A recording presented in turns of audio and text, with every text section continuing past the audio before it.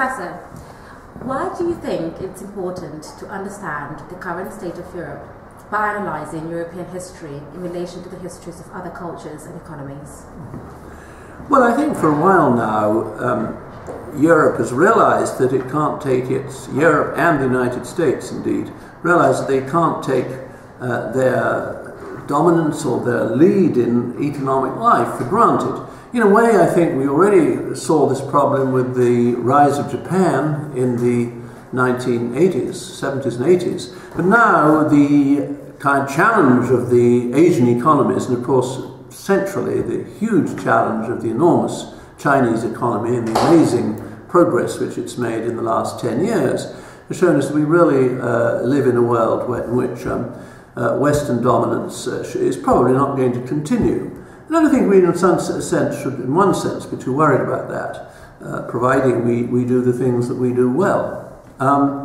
But I think the important point to make is that, yes, the West really was dominant, yes, the West really was in the lead, and yes, the West really has had an enormous influence on other cultures in the world, and greater than they have had on us. But all this has been a temporary state of affairs. It's been a phase of history which has lasted roughly from 1750 till roughly the end of this century, and that before that date, the great Asian economies, China and also India, were not only in absolute terms, they were the biggest states in the world, and they were also in many respects, the richest in many respects, in advance of Europe for many centuries in both economic and social development. And I think if we get this idea of Western hegemony or dominance or leadership as something which has existed, it was a temporary state of affairs, I think that should enable us to cope better with our situation. Challenges that come from Asia. You also spoke about the benefits of empires, in that in hindsight they brought some degree of prosperity and peace to their colonized states. Why do you think this positive aspect of imperialism is often not accounted for in modern discourse about imperialism?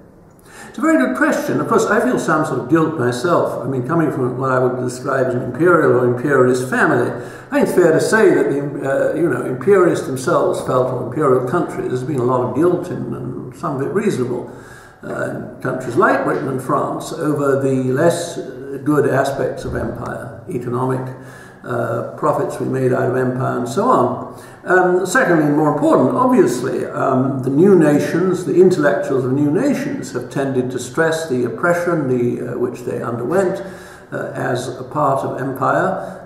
And there has been, particularly I think in one case, the case of India, there's also of course been a strong emphasis in India, and quite right emphasis I think, on the great strength of the Indian historical traditions, which of course the British tended not to recognise, or tended to think were definitely something that belonged to the past and not to the present. So rediscovery of Indian inventiveness, even of Indian secular thought as opposed to religious thought. For all these reasons, there's a very healthy reaction against imperialism. And I think it's also because something I mentioned in the lecture, which is that the imperial part of the imperial ideology was, of course, to say that we have brought peace, we have brought all these benefits. And that was an ideology, and for a long time, the most important thing perhaps was to say that was to challenge this. But I think now we're in a new phase where we have to recognise, I'm not saying that empires were a good thing. I think, honestly, what I think about empire is that the initial losses inflicted by empire were usually quite huge, and that goes for India as well as for other more earlier conquered territories. I mean, there's a huge amount of initial destruction, disruption, and usually exploitation.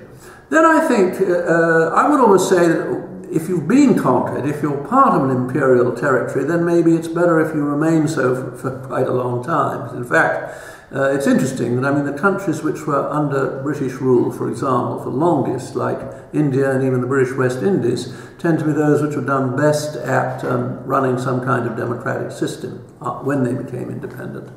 So, I mean, empire is very negative during, well, I think too, very negative during the phase of conquest, and also very negative, of course, during the phase of breakup. And here again, you could point to the extraordinary disaster and loss of life in the partition of India and Pakistan.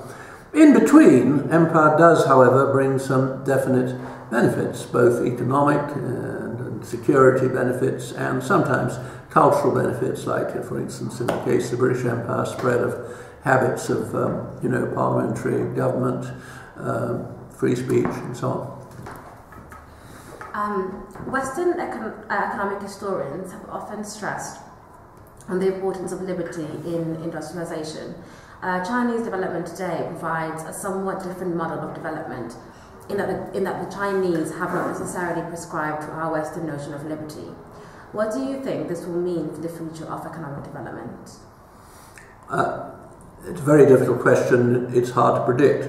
I don't say what it should and shouldn't mean. I certainly don't think that the Westerners West should really, in a simple sense, compromise on its ideas of liberty. Individualism, perhaps, is something which is a slightly different problem from that of liberty. I mean, perhaps we should think less in terms of liberty as being just the liberty of the individual, consider also the liberty of, considering the liberty of individuals in cooperation with others. I think that's an important ideal which we should somehow aim for. I do think that if we look at the Eastern, particularly the Confucian traditions of government, there are emphasis on cooperation, on working for the common good. Now, I mean, I don't think that these values are at all absent from Western tradition, not at all. But I think that, unfortunately, in a way, we have tended to, particularly in the past 20 or 30 years, we've tended to embrace an extreme form of economic individualism, to go by the argument that if everybody looks for their own profit, the community as a whole will benefit, by emphasizing, trying to say that the market will distribute everything rationally.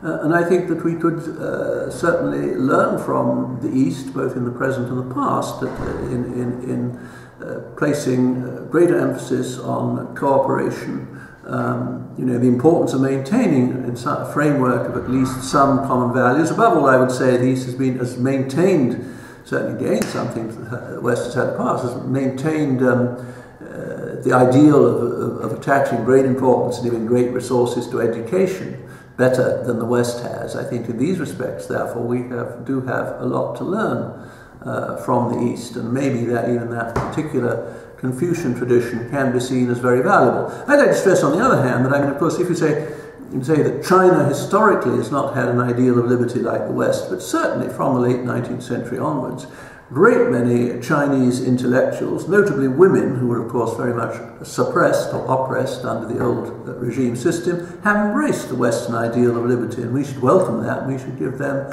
I think we should give them all the help they can, without assuming that that's going to mean that China will at any time become like us, or like a kind of necessarily like a European-style or United States-style democracy. I mean, even if it had the same institutions, they probably still work in a somewhat different way, and we should be ready to accept that.